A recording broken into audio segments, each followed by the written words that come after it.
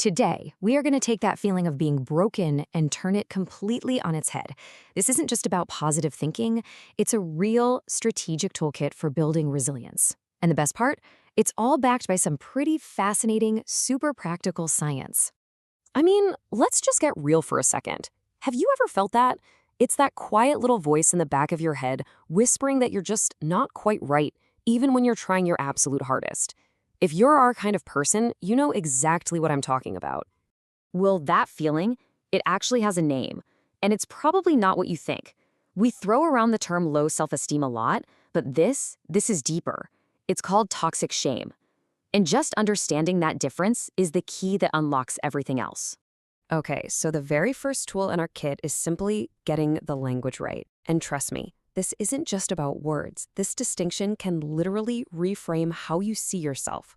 Okay, check this out. Guilt says I did something bad. See? It's about an action, something you can apologize for or fix. But shame says I am bad. It's not about what you did, it's about who you are.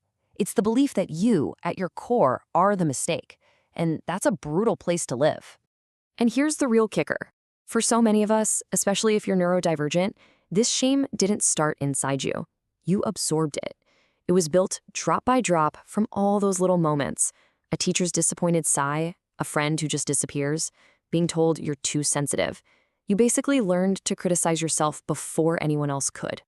And that right there, that's our first big win. Just getting that difference that shame is about being while guilt is about doing, you have already taken a huge step forward. You're finally fighting the right battle.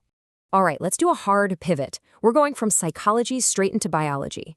Because what almost nobody talks about is a hidden process your brain runs every single night that can have a massive impact on your mental state. Let's explore this. So I want you to meet your brain's private cleanup crew, the glymphatic system. Seriously, think of it like a maintenance team that only comes in after hours. When you're in deep sleep, this system gets to work, literally flushing out toxic junk proteins that build up during the day.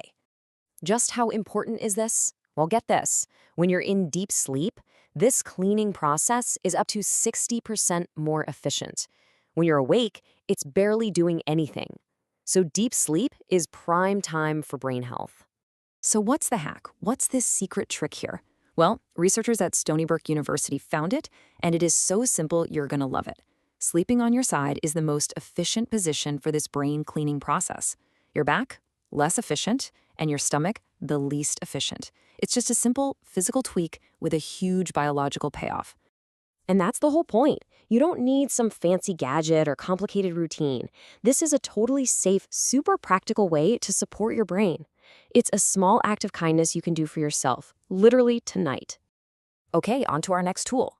We've talked about the mind and the physical brain. Now let's get into the body's actual control panel, your nervous system. Okay, here's the simple version. Your nervous system has two modes, a gas pedal and a brake pedal. The gas pedal is your fight or flight response. The brake is your rest and digest mode. The problem is chronic shame keeps that gas pedal slammed to the floor 24/7, and that leads straight to burnout. So how can we tell how healthy that system is?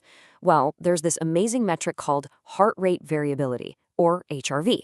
Now, it's not about how fast your heart beats, it's about the tiny variations in time between the beats. A high HRV means your body is adaptable and resilient. It can switch from the gas to the brake smoothly. It's a sign of a healthy system. So, what's the most direct way to hit the brakes and boost your HRV? It's ridiculously simple. Slow, mindful breathing. That's it. When you intentionally slow down your breath, you send a direct signal to your brain that says, hey, we're safe. It immediately activates that brake pedal and helps your whole system calm down. Okay, we have language, biology, and physiology covered. For our final tool, we need a blueprint, a strategy for actually building a different future. And let's be clear, this is not about wishful thinking. According to the research of psychologist C.R. Snyder, hope is a cognitive strategy. It's actually a formula. Hope equals agency, which is your willpower, plus pathways, which is your way power. Let's break that down. Pathways means having the ability to see multiple routes to get where you want to go. But agency is the motivation, the fuel that gets you to even start walking. And you know what the best fuel is when you're recovering from shame? Self-compassion. It's the perfect antidote to that I am bad story. But here's the catch. That pathways part, seeing the way forward, can feel absolutely impossible when you're isolated by shame. It's like you're stuck in a maze and you've lost the map. So how do you find new routes? You find people who have different maps.